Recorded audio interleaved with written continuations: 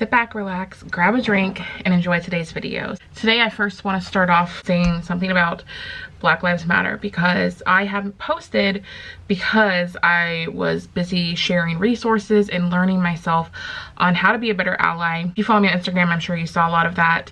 And I thought while we're talking, you know, I would get ready. But I didn't want to come back with a video without talking about it because if you don't follow me on Instagram, I want any of you who are Black especially to know that I do support you and I do stand with you, that I am going to do what I can to be a better ally, and I want to help spread the message here as well on YouTube. Anyone who wants to follow along with the makeup, this is the Maybelline Tattoo Studio.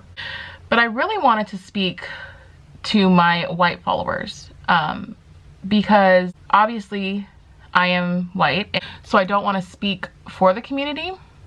There are plenty of resources that you can read. I've shared some on my Instagram. You can literally Google, and there's so many resources out there right now to help educate yourself on the Black experience and stuff like that. But I want to mostly talk on how we could all be better allies. And that's something that I've been trying to learn, and I'm nowhere near perfect. And that's part of being an ally. Is I know a lot of us are afraid sometimes to speak up because you don't want to, you know, be perceived as racist. But honestly, not speaking up is more harmful. And from what I've heard from multiple people, they would rather have us all speak up versus just being quiet. Yeah, we might make some mistakes, we might say some wrong things, but also being an ally and learning how to be a better ally, part of that is learning. And you might make some mistakes, but learning from them and growing from them is the only way we can truly change and help make a difference. So I want to share just some ways that you could also be an ally right from home. You can sign petitions. That's one easy way. You can make sure that you're voting for things that you care about. Please do research in your local area because it starts with your local area helping make a real change for the future. So making sure that you are using your voice in those ways right there don't cost you anything to help make a big difference. And then furthermore, helping end racism right at home.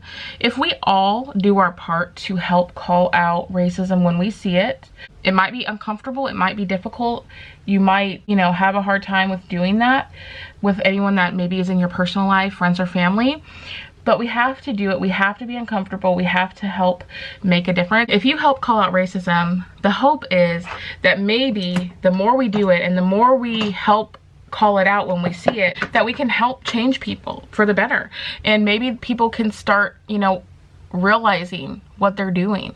You know, like for example, saying all lives matter. The issue is that Black people's lives have not mattered enough. That's why we're here. So those are the lives that we need to worry about right now. And I actually saw this TikTok that explained it really well for people who maybe don't get it. And I'd love to explain it to you guys for maybe if you don't quite get that concept, or if you want to know a way to explain it to someone else who doesn't get it. So for the scenario, let's imagine you have your home and your neighbor's home, okay? And imagine your neighbor's home is on fire. Are you gonna go help your neighbor, or are you just gonna sit back and you're gonna say, well, my home matters too? But your home's fine. Your home's not on fire. Your home's totally fine. It's doing okay. But your neighbor's home is on fire. It needs help right now. We need to help Black people right now. That's what matters. I hope that could maybe be a good way to explain it to some people. I actually had some people tell me like, oh, I don't like when people get political. I'm not political. This is not a political issue. This is a human issue. People are dying and we have to do something about it. And another way that you can help supporting Black owned businesses. I actually bought something from The Beauty Bakery, which is a Black owned cosmetics line, which I've heard of the brand, but I personally never knew that it was Black owned. Now I do. And the stuff is super cute. I ordered a palette from them, so I'm actually really excited to try that palette out. Once I get it, I'm supposed to get it next week. We'll do a look with it. You can look for restaurants. I actually heard Yelp is going to be integrating a feature where you could search Black owned businesses in your area. So you could help show your support that way by spending some of your money at a Black owned business. And then of course, if you are able to, if you can donate, that is always amazing too. Some aloe vera as a primer now. And remembering to not be overwhelmed, because I've heard a lot of people say that they're overwhelmed with all the information that's happening, and the sense of like you want to do something but you don't know what to do and you feel like there's so much to be done. And that's the big thing about this, is it's a marathon, it is not a sprint. I've heard some people say that, and it really resonated with me, because no, we're not gonna be able to change everything in one day. We have to keep pushing though, and you have to try to do what you can to help make a change for the better. That's the main things I wanted to say. Just work on trying to be a better ally. Start with your heart, start with your head, start with your home, start with people around you, and just work from there and keep branching out and trying to make a difference. The more we talk is the first step, but then, like I said, we need to put our words into actions by doing things like voting and signing petitions and stuff like that. Again, I do stand with you. Any of my Black followers, send my love to you right now. I just want anyone to know, Black or white or any color in between, you can message me on Instagram anytime if you want to, you know, get information, if you want to vent, things like that. You can message me and I will do my best to help. With that being said, I want to just kind of talk about what I've been up to. I've been doing a lot of research, and I've watched movies, which is another great resource to kind of open your eyes to racism more. I had a little bit of a health scare. I was waiting to share with y'all because I didn't know what was gonna happen with that, so I decided I would wait to share. I'm gonna use the James Charles palette today. I'll only tell you about the health scare once I get my color. Okay, so I'm gonna be doing a purple look. So I'm gonna be using like these colors, I think. And then I'll do a little bit of white underneath. I had this mole on my head that I've had forever. If you get squeamish, look away. Right now, look away. This is what it looked like. And I was really concerned because it's all funky looking. It's safe to look again if you didn't want to see it. And so I was a little bit worried about it because it change shape and color, and you know, that's one thing you're supposed to look out for with your moles. So because of everything going on with Corona, it was hard to get in to see a dermatologist to get them to look at it. Finally, I was able to go last week and have them look at it, and he doesn't think it is cancerous, thank God. I feel really lucky, but he is still putting it out for testing. But he said he really feels completely confident that it is totally fine. So I'm not stressed about it. I'm just like letting it be, basically. My head is still a little bit tender because it literally was on my scalp, as you could kind of see from the photo. So now there's like a little bit of a hole there because it's been, like I said, it's been there since I could remember my whole life. But since it changed, it was just a solid looking mole, one color, not causing any problems, and then all of a sudden, boom. He said that can happen sometimes. So I'm like, okay, well, I mean, I'm glad that it seems to be okay, and I will update you guys once I get my results. I mean, either way, just to confirm that yes, the doctor was correct, we're all good, but I'll let you guys know. Obviously, I didn't go live. I will go live again next week, but I also wanted to be able to focus on the movement, and I still plan on, you know, integrating that, especially on Instagram. This purple is pretty, huh, guys? So I was a little worried, and then when I was sitting there in the doctor's office, there's this sign. I'll insert the little clip that I took in the doctor's office of all the different type of cancers, and I'm just sitting there like, oh my gosh, like, is this gonna happen? Like, please, Lord, no. And like I said, I'm not 100% feeling like great until I get the results for sure, but he definitely reassured me that I'm fine. But I'm feeling pretty confident. Like, I honestly haven't been sitting here thinking about it ever since he was like, you're good. So he shaved it off right there. And the part that only hurt, honestly, was when he put the needle in to numb the area. That was literally the only part that was like, oof. But after that, it was so fast. He was like, okay, bloop. He just like shaved it off. I'm like, okay, well, there it goes.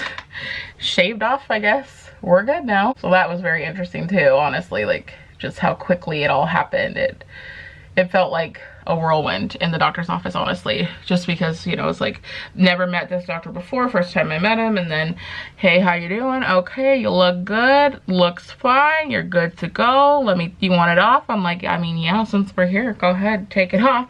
And okay, cool, let me chop it off, and all right, have a nice weekend. Like, oh, okay. That's literally how it went. Like, it was that fast and that chill. I also asked him about my thinning hair, and I finally am going to be able to see an update about my fertility, because I know a lot of you have been following me since last year about it. I am finally gonna get to see my OB at the end of this month, and we're gonna discuss like options about me possibly having PCOS, because I'm gonna use this darker purple now. I used this purple first, now we're gonna use this to deepen up the crease a little bit. But I've had my suspicions that I have PCOS because I have a lot of the symptoms. I have really thin hair. I still get adult acne. I've had cysts on my ovaries. I have really heavy periods, you know, things like that. So I was supposed to see my doctor back in March. Then everything got canceled because of Corona. And then she wasn't starting to take appointments until April. And then I had my appointment with her towards the end of April, and then she had a family emergency and she had to leave out of the state. She was gone, and she was gone for a whole month. And so I told them to call me whenever she was back, and so I checked in like the first week of May and was like, hey, and they're like, yeah, she's gonna be back next week. So then I made my appointment. The first one I could get was the end of June, because she's, you know, obviously I'm not the only one that was trying to see her during that whole time frame of Corona and then her being gone. And so, and yeah, I could have seen another doctor, but I felt comfortable with her. Whether you're plus size or not, you know that going to the doctor can be a little bit intimidating, and especially when you are plus size, there's already a bias. So when I'd already met her and I already felt comfortable with her, I just didn't really want to see someone else and have that question mark of if I was going to be treated like a human or not. It's really sad, but that's literally what it is. Am I going to be treated like a human by this doctor or not? So I decided just to wait. I was like, 1 month is not going to change my life.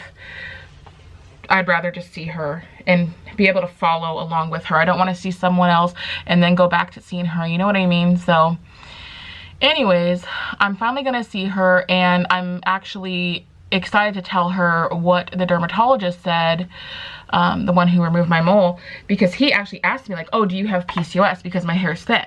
And I was like, well, you know what, I'm not diagnosed officially, but I really do think so. And so, and for those of you who might be confused, my OB, this one that I'm talking about, is new. The one who followed me and was totally dropped the ball with me after everything with my loss is no longer my doctor. So this is a new doctor that I've only met once, but she made me feel really comfortable, so I just want to keep going with her, at least for now, and we'll see how that goes. But I'm not scared to change again if I need to. But anyways, back to the mole.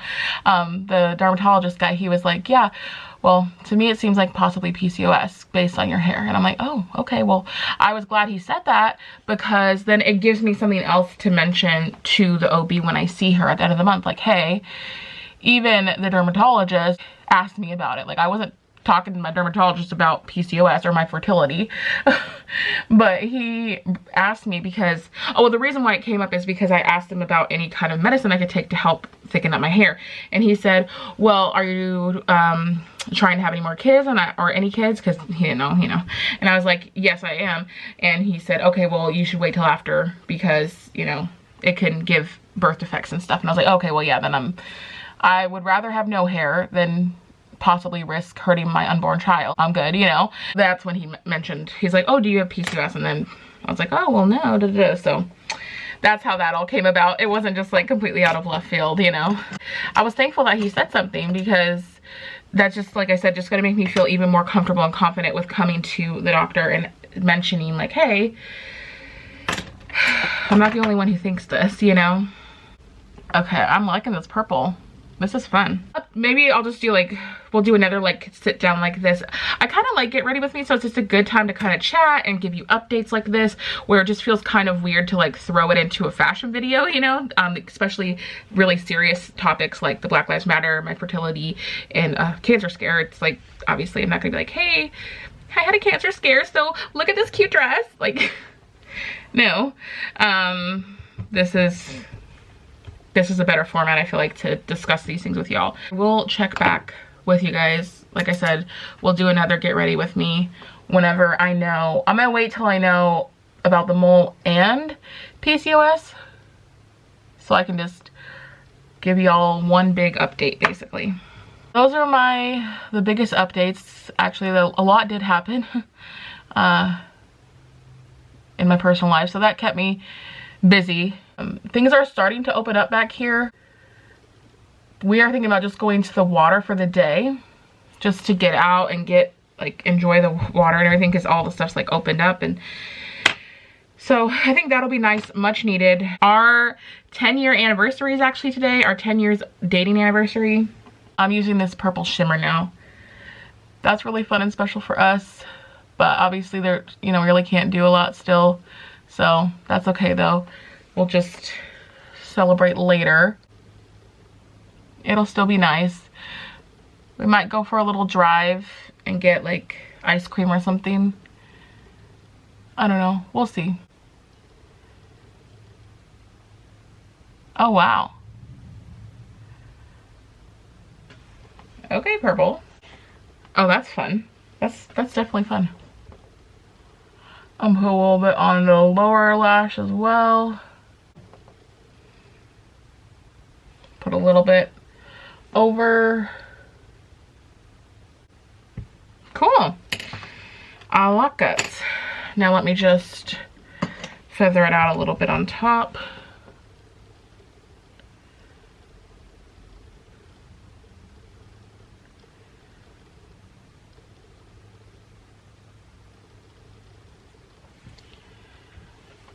Ooh, okay, and if you're not sure about it, if you're like, I don't know about that, just wait till lashes come on, because everything just comes together whenever that happens.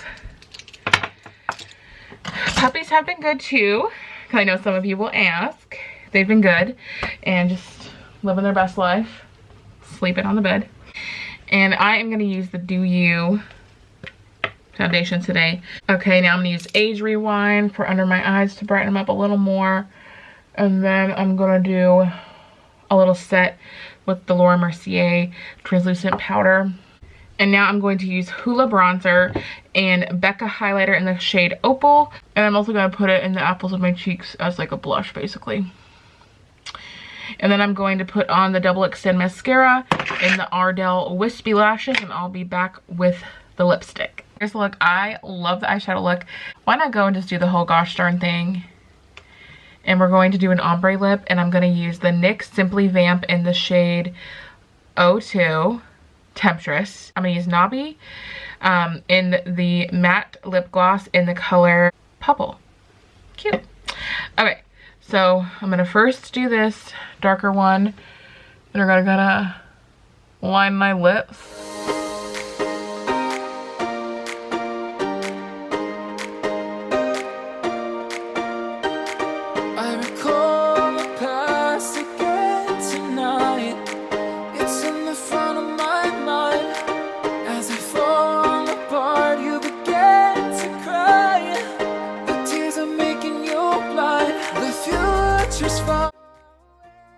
We're gonna come in with this color in the middle.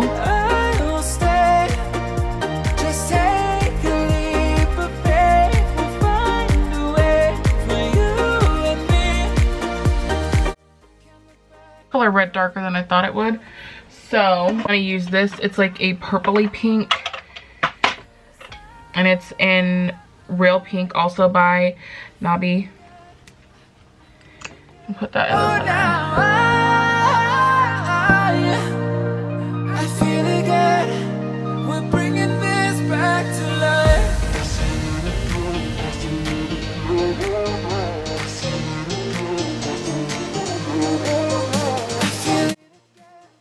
Oh, hey. That is so much fun. Obviously, this is an extreme look, but I think this look was really fun. I like how it turned out. The purple is so much fun. I'm loving the ombre look. My lips just look like a cartoon, and I love it. Let me know what you guys think of the look. And also, more importantly, please share your heart with the things that I talked about, the Black Lives Matter movement. I would love to hear what you guys are doing to help. And if you guys have any resources that you would love to share, please share them in the comments below as well. And I love you guys so much. Stay safe, and I will see you in the next video. Remember to just be you. Bye, guys.